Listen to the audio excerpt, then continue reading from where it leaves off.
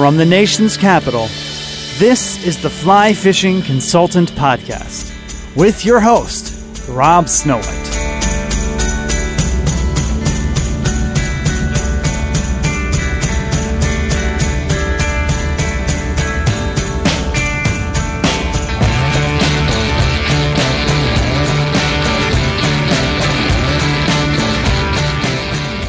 Thank you for downloading the Fly Fishing Consultant Podcast. My name is Rob Snowhite. This is Series 1, Episode 101.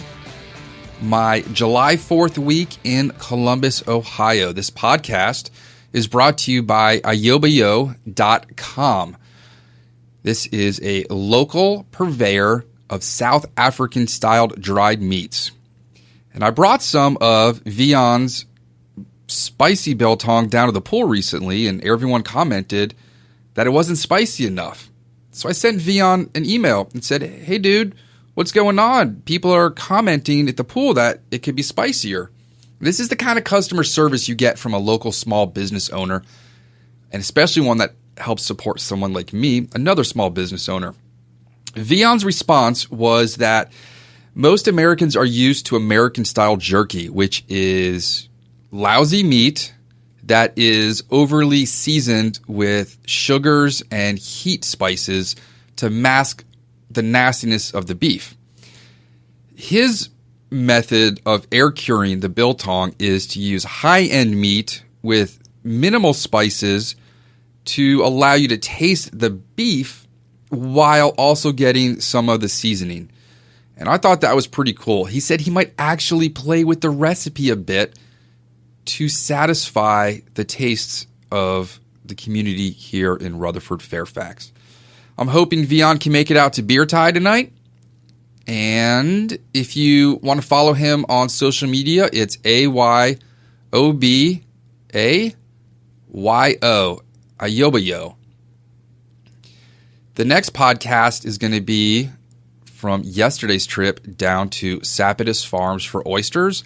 And following that, if all things go as planned this evening, I'm going to interview Misty Dillon about fly fishing in the Himalayas. So enjoy this podcast. This is my annual summer trip to Columbus, Ohio, brought to you by Ayobayo. Greetings from Bexley, Ohio. I am driving down Cassidy on my way to go fish a stretch of the Olentangy. If you've never tuned in to this podcast before, let me fill you in about what's going on and why I'm in Columbus and not in the suburbs of Washington, D.C. My wife grew up in this idyllic little suburb called Bexley, Ohio. She just went for a run on her old stomping grounds, and I am headed to the water. So she grew up here. They immigrated from the Soviet Union in the 70s, and it's still mostly all Russian in her house. There's not much English spoken. The culture is still very Russian. The cuisine, the drinks, the conversations. Mostly Russian friends from the local community coming and going. So I have always just been a little left out because of the language barrier. Now, I've tried to learn it. I know the bad words. I can follow a conversation. But sometimes I just need to get out, and nobody will even notice that I'm gone because I'm the only... I don't know what the term is for a gringo in Russian, but I'm the gringo. A couple years ago, I met Mike Dokito on Instagram. He's at Red Spot Fly. He doesn't post much anymore.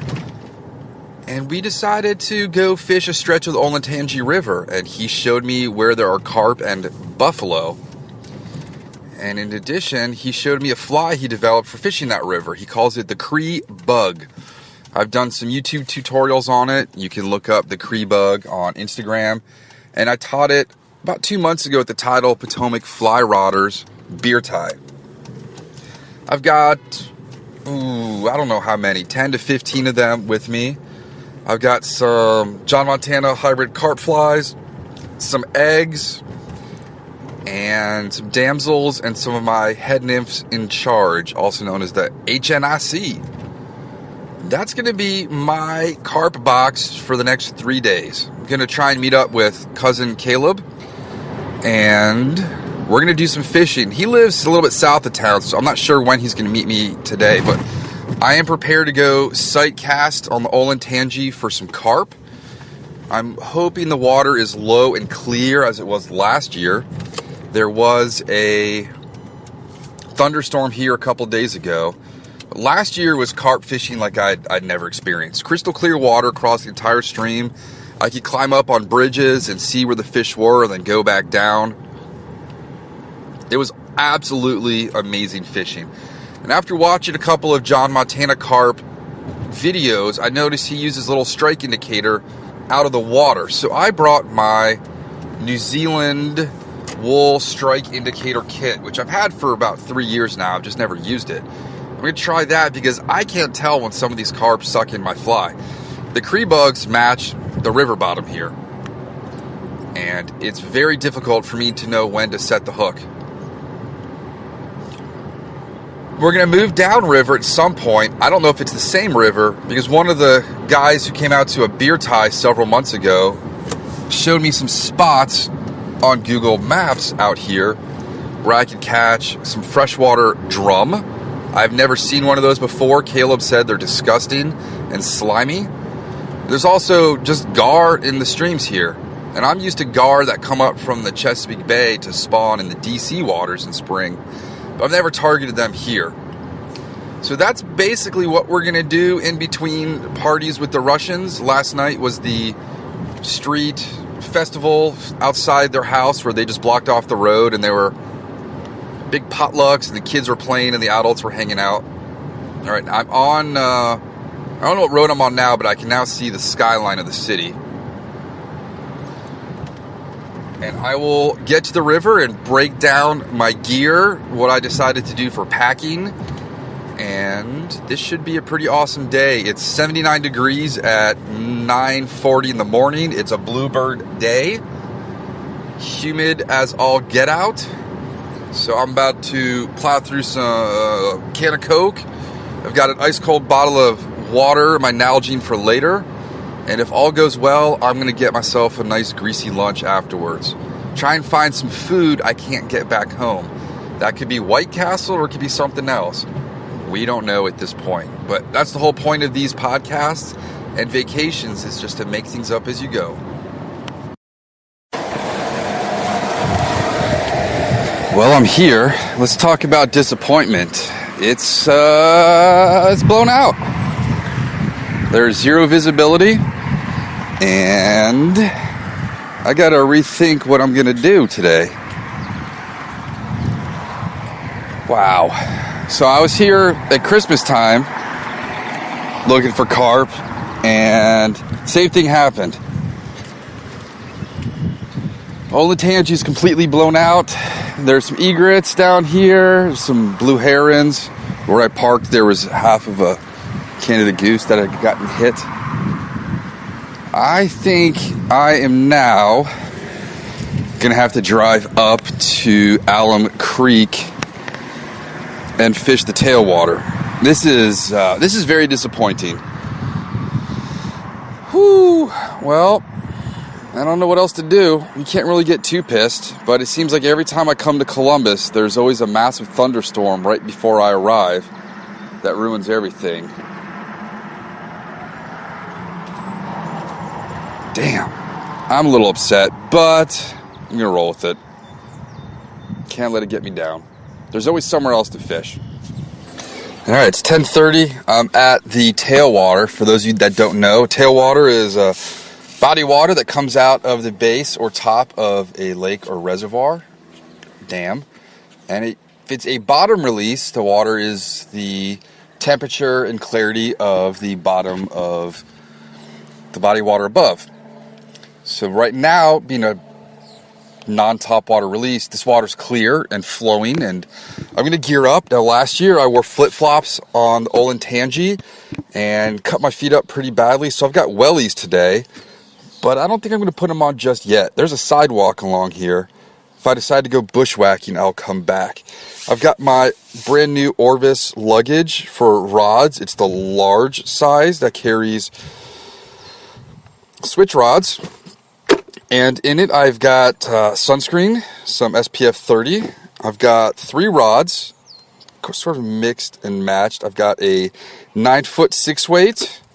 I have a 9.5-foot 6-weight. And I have an 11-foot 7-inch 8-weight.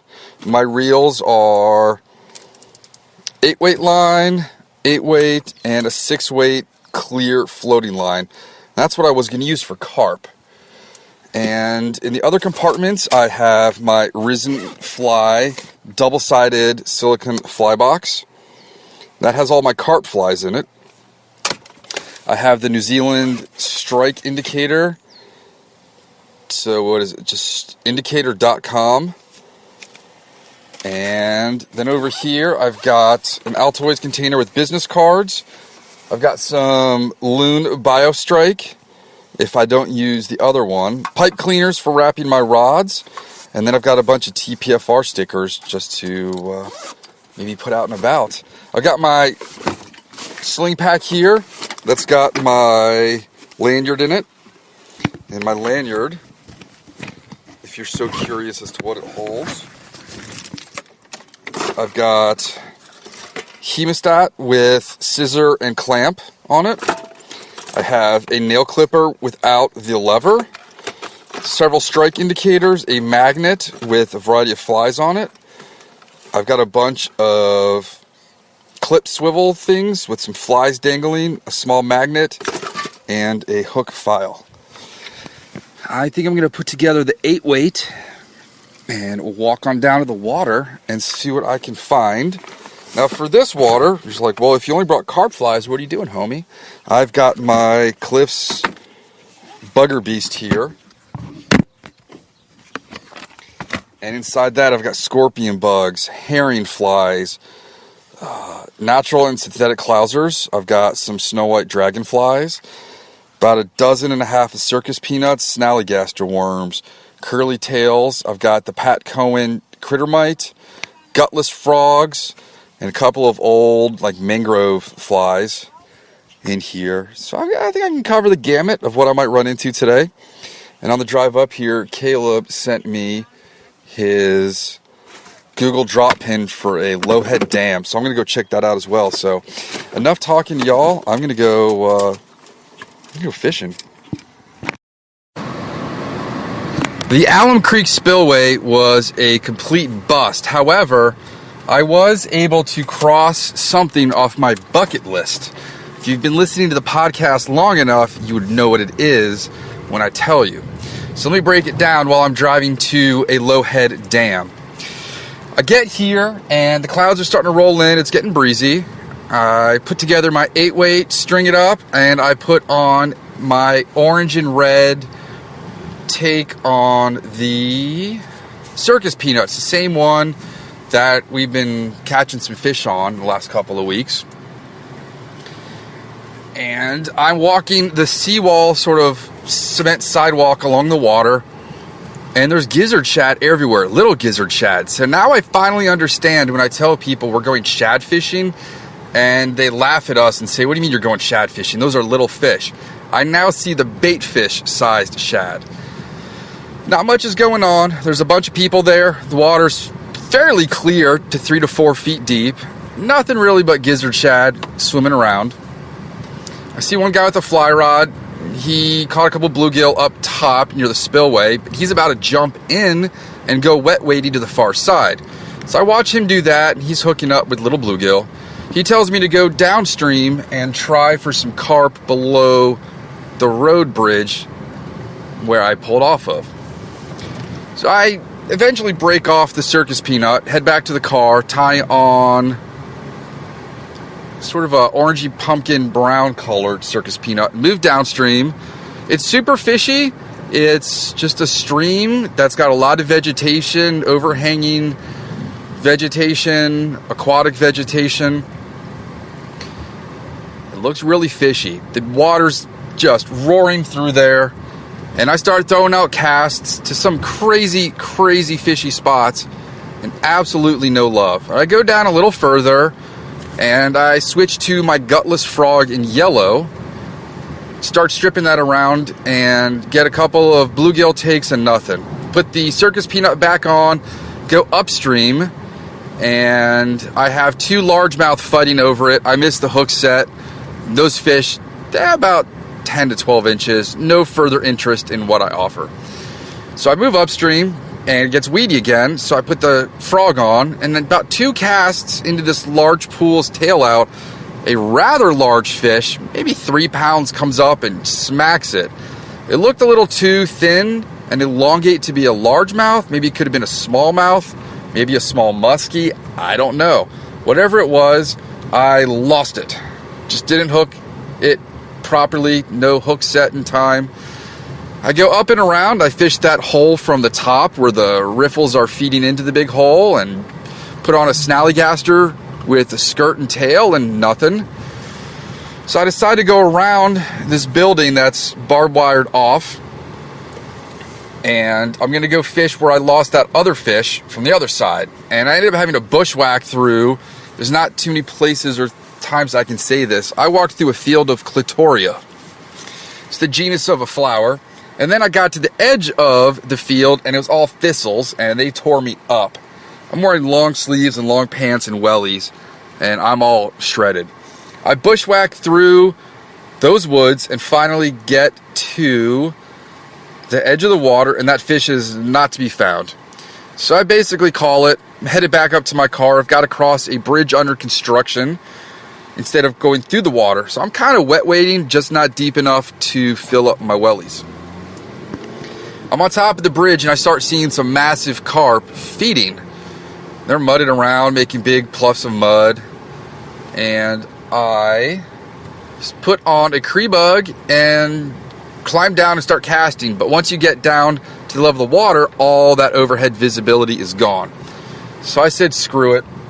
Can't catch them. I'm going to go walk back to the car and head to the next spot. And as I'm walking up, I bump into 2 guys setting up their spin gear, and they're like, look, there's a 4-pound smallmouth. And I look down right in front of us. This thing was massive. I mean, absolutely massive. So I tie on a chartreuse and black reaper and start fishing that area with no love. Start seeing some other fish. I don't know if they're walleye or some kind of sucker. I just see these sets of peck fins sticking out. So I tie on the dropper fly. I go with a, hey there, woodchuck on the side of the road. Put on the damsel about 2.5 feet below it, and I'm fishing back and forth, nothing. All right, screw it, I'm done. As I'm walking up to my car, I hear, my man! And I look up, and the dude in front of me is pointing in the water. He goes, what is that? And to me, the first thing I thought of was it looked like a giant mantis shrimp, about 10 inches long, floating on the surface. And I'm like, dude, I don't know. So I start casting at it, trying to bring it over, and I'm like, dude, that thing's got legs. 4 of them. Maybe it's some kind of salamander. So I finally cast for a couple of minutes, just laying line over and dragging it across and lightly hook it with my damsel. I bring it over, reach in and grab it. I'll be damned. I'm pretty sure this thing's a hellbender, Cryptobrachus alleghaniensis, the one giant salamander I have never, ever seen in the wild. I'm not sure if this is what it is. I haven't confirmed it yet with cousin Caleb, but I took plenty of pictures, short video. It started drying out, so I put it back in the water, and it continued to float. Its gills were undulating in the water. I don't know what was wrong with it. I know sometimes when a turtle has to fart, they float butt up. Maybe this salamander just had a fart, or he's just dying.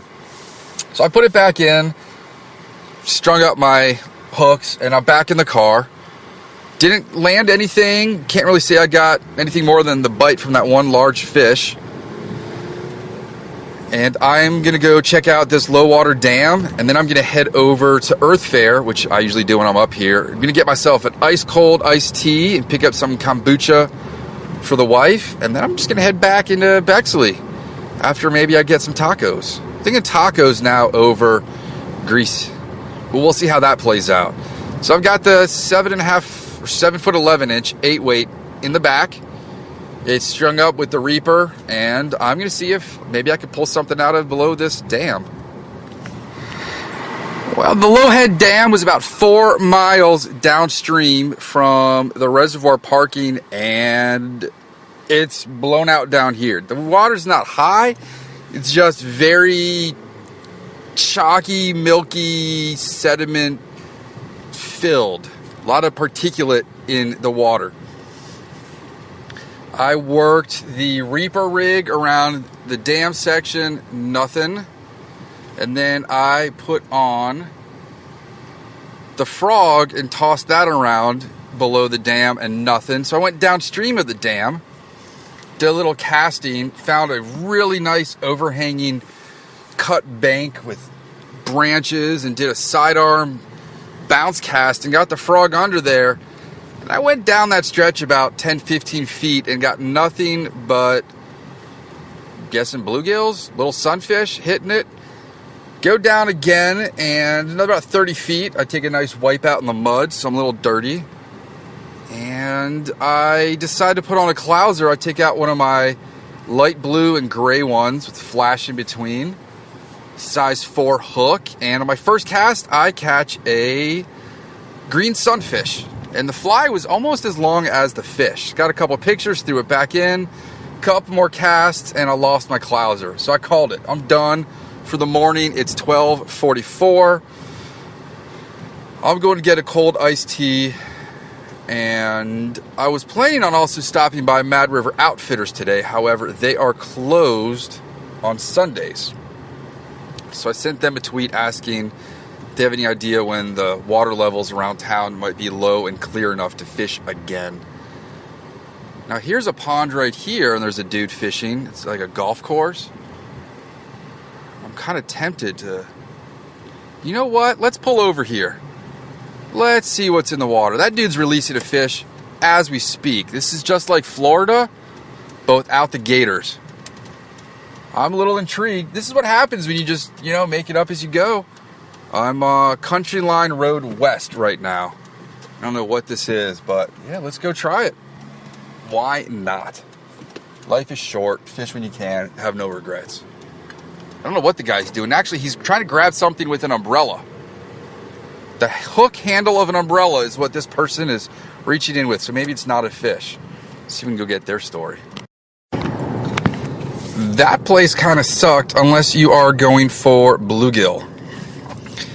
The water had that turquoisey dyed color to it.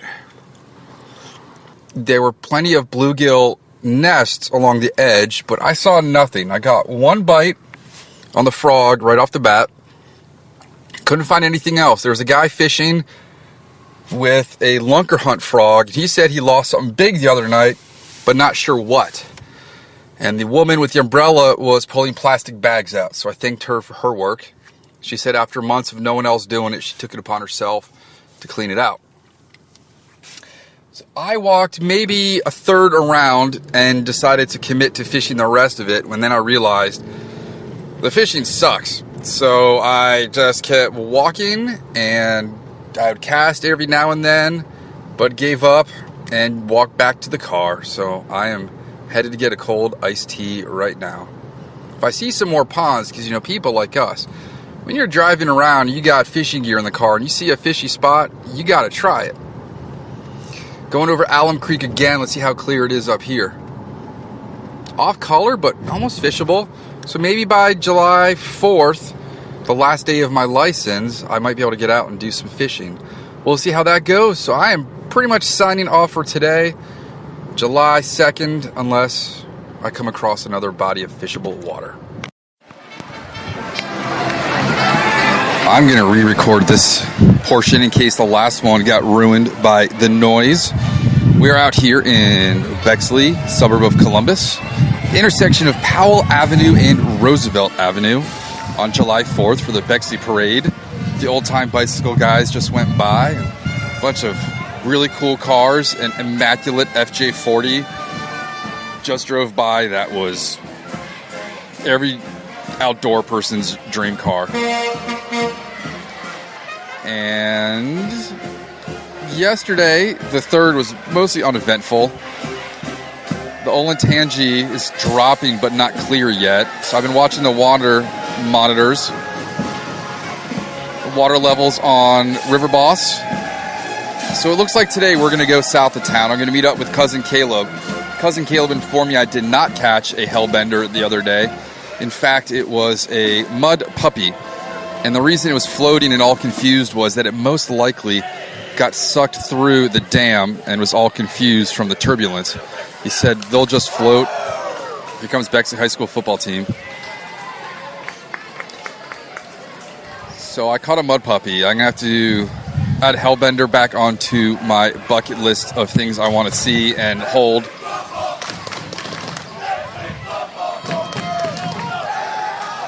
Oh, there's a guy shooting the football team with a water gun. This is absolutely amazing. This is pure Americana right here. The streets are lined 4 or 5 deep on each side. Kids in the front row on lawn chairs catching candy. Every kind of small business is out here. Veterans. It's still amazing at this point to see World War II veterans. They're getting fewer and fewer every day. And these guys are so tiny now. You just imagine what they once were 70 years ago. I'm in the shade right now under a canopy. There's Bloodies, there is orange juice, mimosas, and of course the Jolly Pirate donuts, which are awesome. I've never heard of them. The box looks like the fish and chips company that was featured in Fast Times at Ridgemont High. Speaking of food, after I left that turquoise pond the other day, I was getting ready to go to Earth Fair. I happened to notice a Skyline chili, so I pulled into the drive-thru and got myself a coney. It was very nice. I've never had a chili dog in a drive-thru before. Surprisingly, not as messy as you'd think, because the cheese sort of melted on top and sealed in all of the chili and onions and goodness. I didn't fish yesterday. I was going to go to a pond down the street. By the time I found it on Google Maps, the wife had already taken our car to Powell, so my fishing gear was in the car. And like I said, today going south of town towards some big lake. Caleb said yesterday there were carp tailing down there. So we're going to go in search of whatever we can today. Not too particular about what it is. Hopefully we'll be on Caleb's boat, because then I can enjoy being on a boat without having to do the work. That's not something I get to do very often. So I think I'm going to put y'all down and chill out here in the shade. It's sweltering hot already. There's a nice breeze coming through. And I'm looking forward to a little afternoon road trip south of town. It should be fun. It's just about noon. I'm seeing a sign right now, entering Deer Creek region. I'm on 1-lane roads in each direction. A lot of corn out here, narrow roads, a small town with just one main intersection. And I'm really unsure where the kids go sledding in Ohio in the winter, which is another reason why I have such a hard time with directions here, because it's so flat and there's no visible landmark. If the wind's not blowing, I can't tell which is east to west. You could spin me around in a circle here and I would be completely lost. I'm out in the boonies, the sticks. It's rural. I'm going over water now. It's a little brown, a little high. I don't know if that's what we're fishing. And I think I just passed Caleb's car. So I'm going to pull a Yui right now. And we're going to go and look for some fish. So it looks like that is the body of water that we will be fishing today. I missed the exit to get here earlier, so that added 16 extra miles. The closest exit was 8 away. And I'm pulling in right now to whatever the spot is where we're going to go fishing. So we're going to find out. Holy shnikes. This is not a road I want to take the wife's car on. Whoa. This looks like it's been cluster bombed. And the fact that the ruts in the road are full of water means it probably rained here yesterday. All right, Caleb sees me and he just started driving. So it looks like we're going to... Wow, it's a good thing the wife does not know I am doing this in her car right now. Okay, not too far. Here's a little parking spot. I'm gonna probably have to wet wade this. We'll find out later. All right, here, let's get Caleb on right now. He's getting out of the car. All right, Caleb, we're live right now. Where are we, if you want to give away a spot or not? Oh, no, we're in Ohio. We're on Deer Creek Wildlife Area, Yankeetown Road. All right, what are we expecting here today? Oh, we got probably the clearest water in the southern half of the state right now. All the streams are up. Been pretty turbid. But checked this one out yesterday. Stood on the bridge about this time. Saw some carp feeding in the shallows. So it's good largemouth, good smallie stream.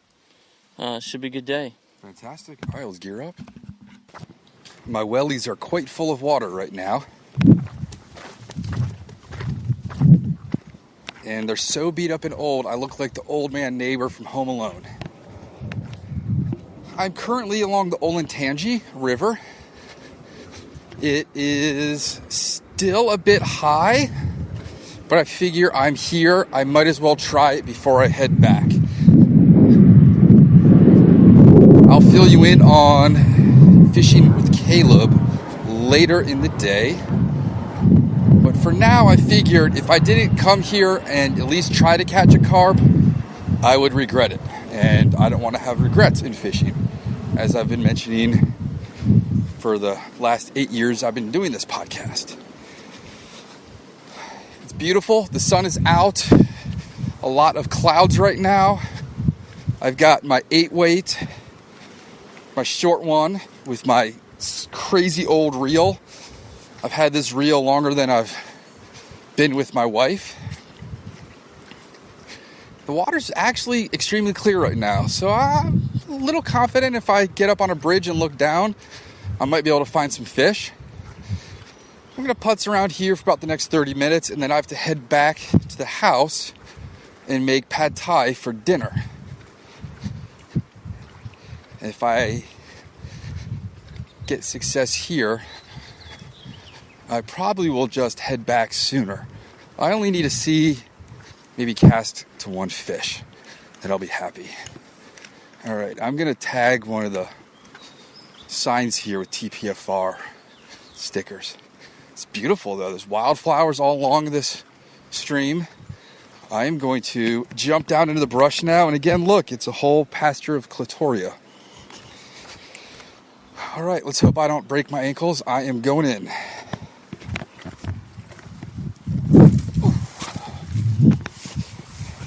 You know, my back's always been hurting me.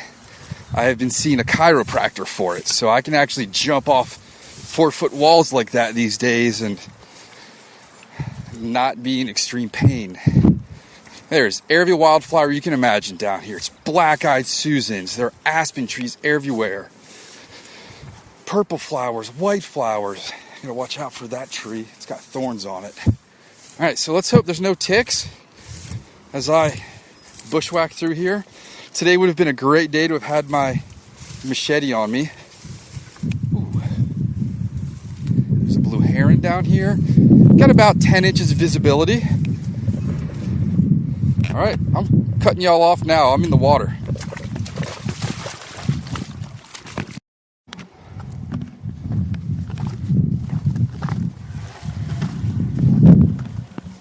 Yeah, so that sucked. The water's actually low. The visibility is horrible. The angle of the sun is across from me, and there are massive afternoon clouds right now. So everything was against me for carp fishing the Olentangy. I got a shot at 2 buffalo in a couple inches of water, but they saw me. And then later I was dragging my fly through the water and hooked up a minnow or something. But anyway, that sums up what I've been looking forward to since last year, which was sight casting to carp in skinny water, not too far from my in-laws, a short drive. I really need to start doing some more research and find spots back home that are like this, because right now I only like catching big fish. That's why I have my 8-weight with me, and I like catching carp. So I'm going to have to combine those two things and figure out how to replicate this back home. So back to the house I go. I've got to go make some pad thai for the whole family. And then we're going to just chill out and enjoy the sound of fireworks in the distance. So July 4th is 3/4 of the way over. I'm going to roll back to Bexley. Well, I'm back in Bexley. It's 6:02 p.m. I arrived down to meet Caleb around noon. That's when you heard us discussing the fishing situations. We suited up in the parking lot, which just basically meant I took off my shorts and put on my quick dry zip-off pants and slid into some wool socks, tucked my pants into them, didn't know if there'd be ticks or critters, etc. And then slid on my nasty old wellies, which you heard earlier. They're now in front of me on the porch, drying out in the slight breeze. You're probably going to hear some firecrackers. Now, this is where I would make some joke about Joe Dirt, but I don't remember all of the names of the fireworks in that movie. We pulled into that little spot, and I string up my 8-weight, and I put on, I guess I already have a frog on there, so I didn't string it up. It was ready to go. Grab the rod, grab a handful of flies. I grabbed some snallygasters, gutless frogs, reapers, a couple of clousers, and circus peanuts. At this point, my fly selections are getting smaller using the flies I have found to be most effective in the past years. If you were to look at my large fly box right now, there's maybe 6 or 7 patterns total in it. And that Big Cliff's Bugger Barn. I know it works, and I carry more flies than we need. I also carry some pretty big stuff that most of my clients cannot throw, being novices. It is a pleasure when I get a client that is willing to throw something big, and today was the day I got to throw some of those flies. So I was pretty excited. So we start off in this low water. It looks like the Potomac. If the Potomac was 30 to 40 feet across, 10 inches deep, maybe you could compare this stream to Goose Creek or Rock Creek back in D.C. area for those local listeners. It's a pretty small stream. I mean, we could walk across it in spots and not even get our ankles wet. Start off with the gutless frog, nothing. We move upstream, so the entire time now we're going to go from upstream into basic braided channels. Apparently we're fishing along the largest inland island in the entire state of Ohio. And there are massive log jams and dogleg turns and carved out and deposited on the opposite bank bends. Just every type of water you can imagine. Riffles, long, what Caleb called glades, slow water, pocket water, random giant boulders in the middle where fish could hide in front and behind. It's pretty cool to have that many types of water in one stretch. Eventually I take off my frog because we're in kind of smaller water, not really a place I can fish a frog, and I put on the crayfish colored reaper that I grabbed out of the car. I actually went back to get that. We walked in and Caleb pulled up a huge orangey brown crayfish claw, and he's like, damn, look at that.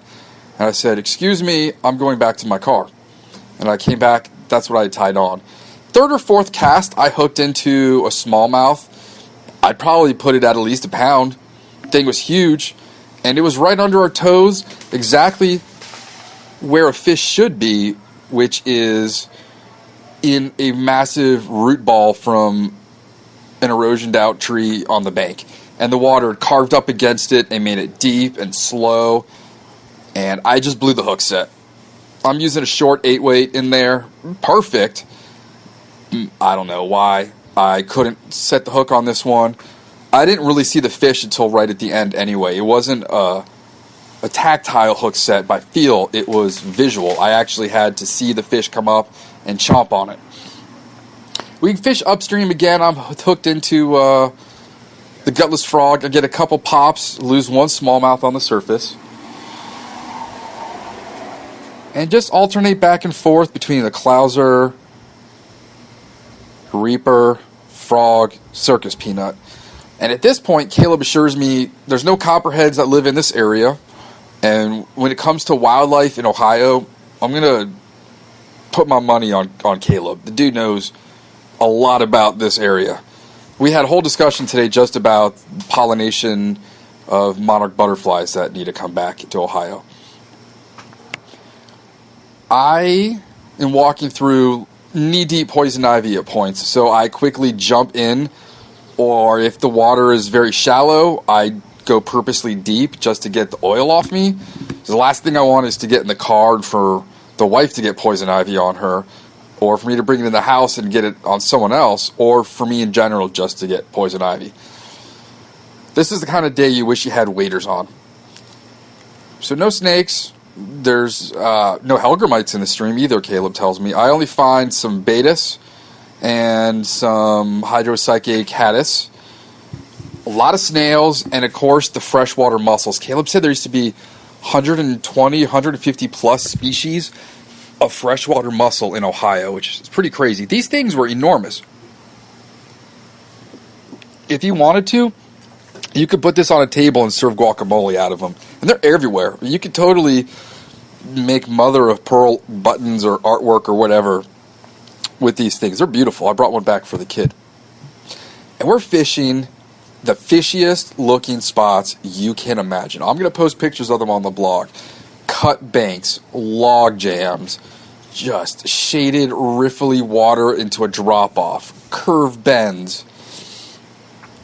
Every kind of water that you would imagine a fish would be in, and nothing. At some point, I get a tug, and it's a gar.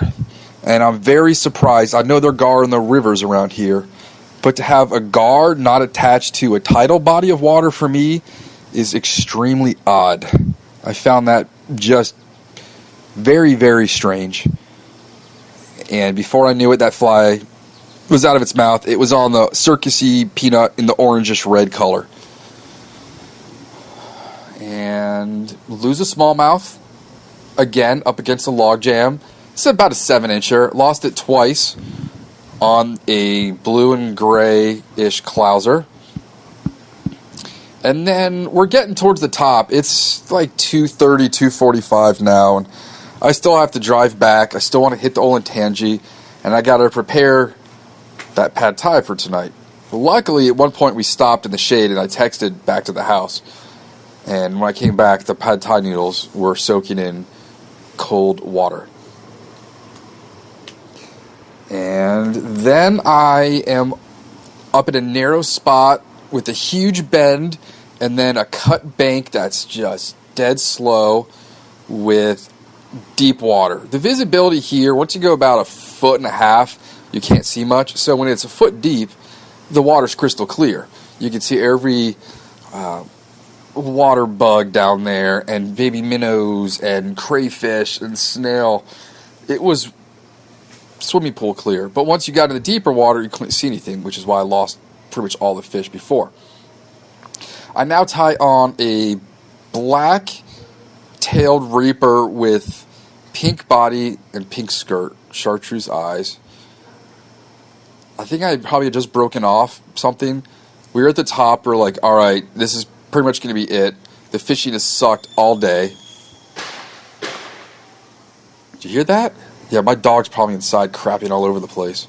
Or drooling hot, toothless mouth water on someone's lap. Which is why I'm outside. I don't have to deal with homie right now. So we're in the spot. It is shaded, mossy covered. There's equisetum also along the streams banks. And at one point, I tried to go around a log jam, and it turned out to be chest-deep stinging nettle that could go through a t-shirt and pants. That was quite unpleasant.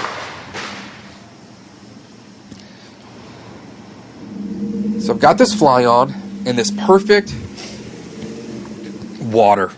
And I throw my fly down there and bring it up, doing the vertical jig action, which is so much easier with a fat shooting head and a short rod. You just lift the rod and drop it, and that heavy shooting head's going to bob in the air, and that's going to lift the fly up and then drop it again. It's a very simple technique.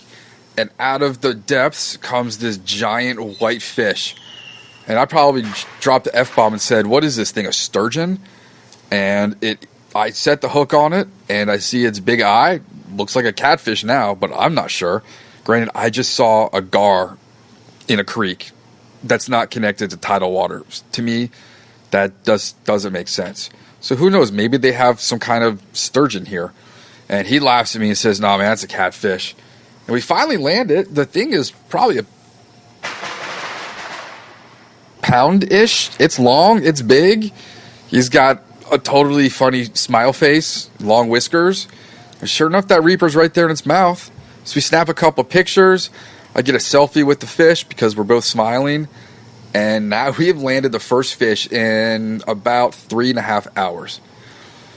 Take a couple steps up. I'm on the other side of the giant tree that has carved out this bend on the left side of me. And then right under my feet is the cut bank.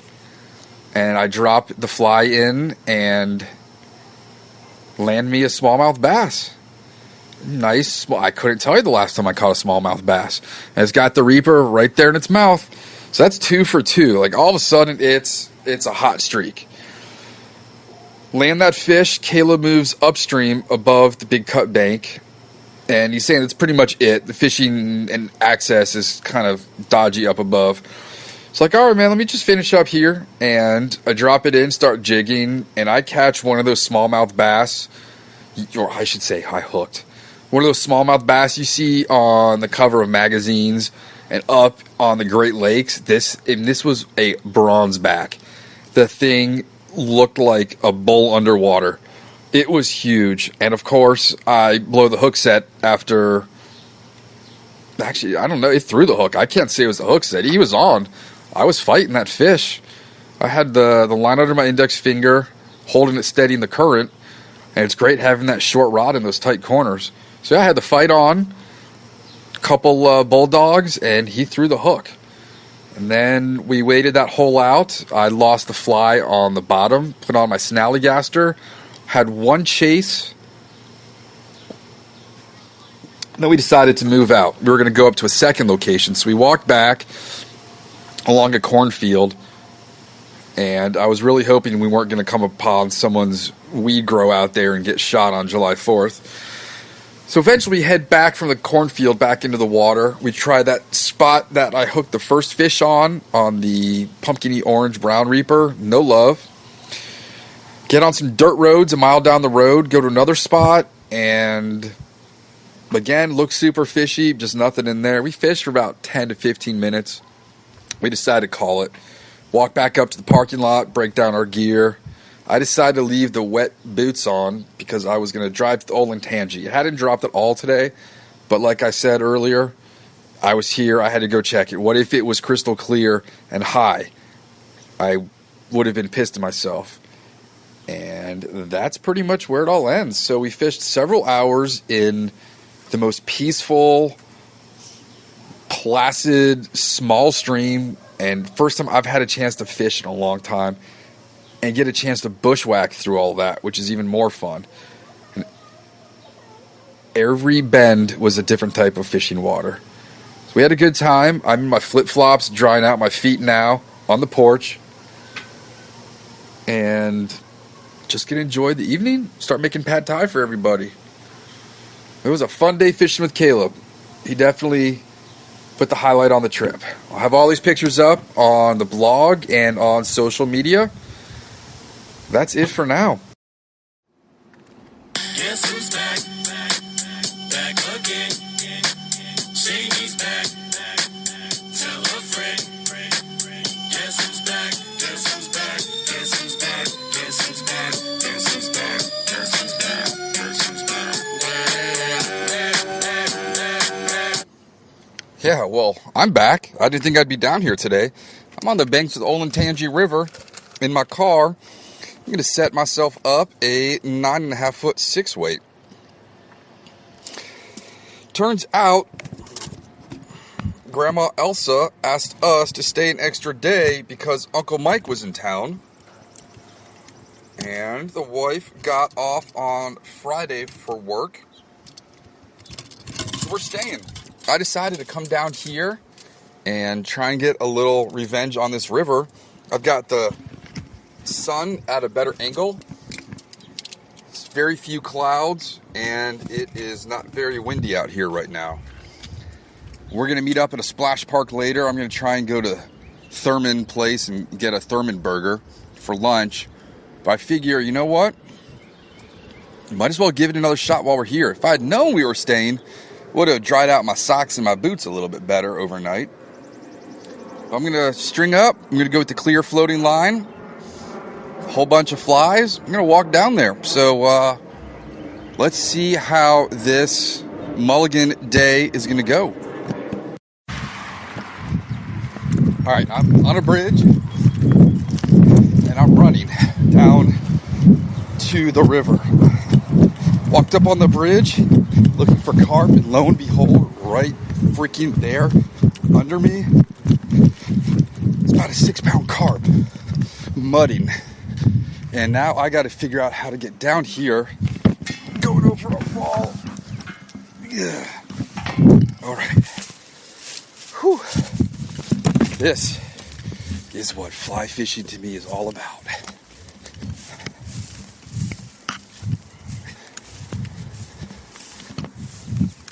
All right, you can probably hear I'm in the bushes along the edge.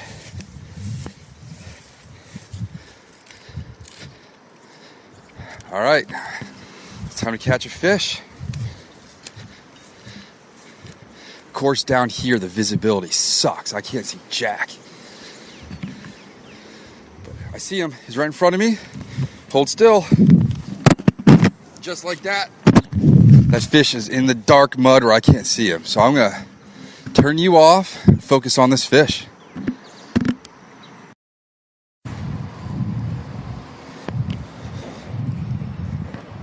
Well, after I blew the hook set on that fish, I walked downstream and pretty much same as yesterday. Low water. Once you get out about 10 feet from the bank, all visibility's gone. Not the easiest to find fish. I managed to miss the hook set on 2 more carp, which was unfortunate. I did not see any other fish before I got down to a spot that I just deemed was not a good spot for me to be waiting on the shoreline. It just looked a little scary. So I fished that whole stretch, maybe about an hour or so, and decided to call it, and went up to Mad River Outfitters. I was able to purchase a brown, I guess it's called seal brown calf tail. Picked up some more dubbing while I was there, and I got a pack of Crystal Flash so we can do Snowhite damsels at beer tie. Hung out there, talked to Ryan Ratliff a bit, and went over to the liquor store next door where, if you remember back to the podcast from Somerset when I was with Andrew from Canada, he had me sample Nika coffee grain whiskey. That stuff looks amazing in the bottle back home where it's $80 a bottle. It happens to be $55 a bottle here. Thus, I picked up a bottle of that, got the wife's Aperol, and got my mother-in-law some Framboise. She's never had Framboise before. So I got a bottle of that for tonight. And then noticed they have Kamchatka brand vodka for $12 a jug. That's about as close as Kamchatka I'm ever going to get. I did not buy it. Then I went down to Bicentennial Park, hung out with the family while the kids all played there in the squirt park. Now I'm back down lower on the Olentangy looking for a spot to climb down.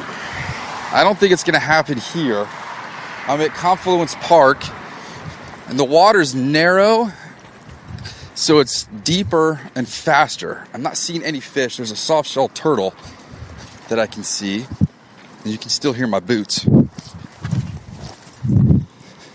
The Scioto River is completely discolored here at the confluence.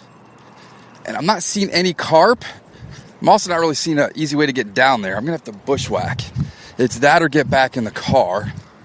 And again, this stretch, just massive old bricks down there. So I'm going to grab one of those for making chicken under a brick at some point. I'm just going to get down here somehow, walk the river, look for some fish, go find some food, and then I'm going to pack up for good the second time. Just working my way up and down the river, spending my last day off in a while before I go home and make venison meatloaf with some kind of side for this evening's dinner. Pad Thai was pretty good last night. Got to keep the family fed. We're not eating carp though. I met up with a family from out of town, Vegas specifically, up at the last spot I was fishing. All right, I'm bushwhacking now, going into the woods here. And they just assumed I was eating the carp. They just looked at me with my gear and said, well, we don't eat carp. I said, well, what makes you think I'm going to eat the carp? Just because I have a fishing rod does not mean I'm going to be eating the stuff. And they were from Vegas, and they were not enjoying the humidity here. All right. I'm just glad there's not the amount of poison ivy that I dealt with yesterday. All right, I'm down here now. Some wild monkey flower and some sunflowers down here. All right. I'm on the banks, which look like they were wet a couple days ago. We start working my way upstream.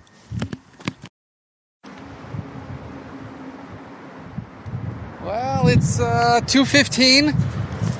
About 2 hours since I last checked in. I've walked a couple of miles in wet, waterlogged wellies that are very heavy. My feet hurt. I got out of the stream and walked up along the shore.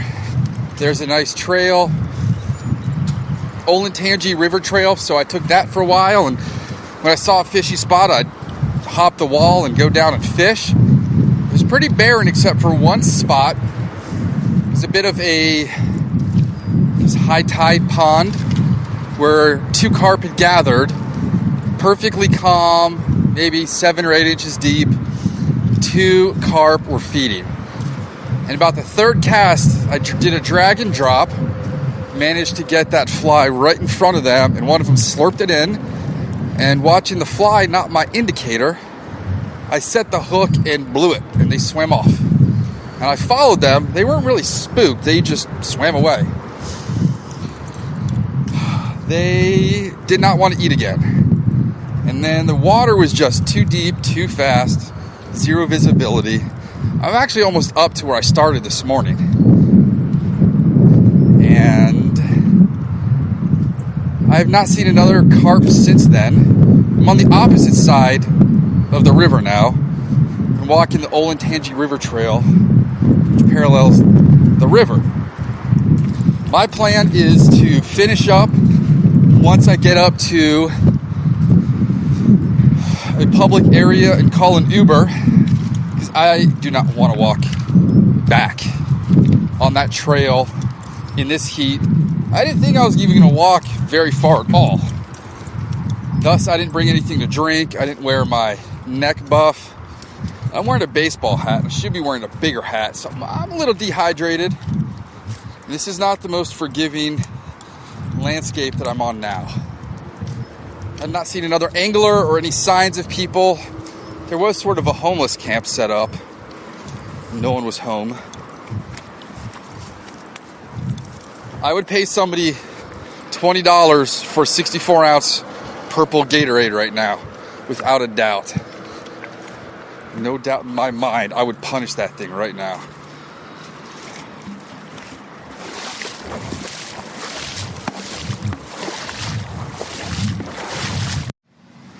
Well, I'm done, literally and figuratively. I'm in the shade what's the temperature now? It's 2:46. My Uber's a couple minutes away. It's the point line. It's like dangerous. I am. Yeah. Oh my God. Oh, that's back home. There's a massive thunderstorm. All right. So I'm looking on Doppler now. Let's get Columbus. 85 degrees, 48% humidity. I really need something to drink and to cool off. There wasn't much except a couple of carp on the way up. There was the big one. You know it's a big carp when they're traveling solo. This one was huge, and it, I don't know if I just didn't set the hook or just wasn't interested.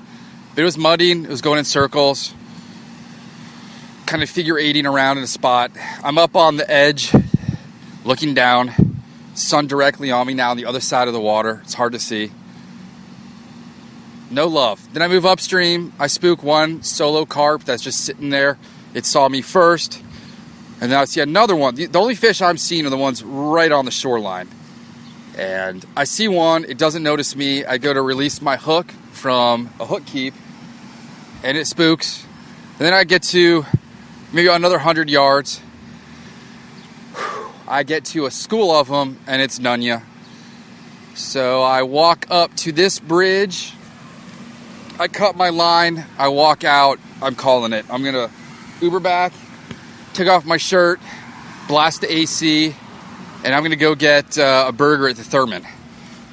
Saw it on Late Night with Dave Attell years ago, and I want to go there. And if you ever want to know what it's like going out drinking at night with Dave Attell, Andrew Holt can regale you with stories. It is, it's not as fun as you think it would be.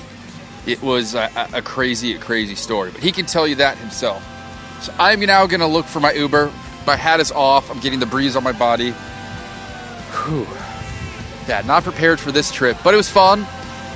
I'm going to go and eat and make dinner and probably just drink ice cold Wegmans cans of club soda that I brought with me.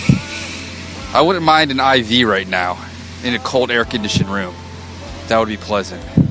So I can blame most of the lack of hooking up with carp just on me blowing the hook sets in brown water with a brown fly and brown fish. Not easy thing to do. I'm going to sign off now, and he's here now. All right, I got to go. Bye. Thank you for joining us for the Fly Fishing Consultant Podcast. For more information or to contact Rob, please go to www.robsnowhite.com.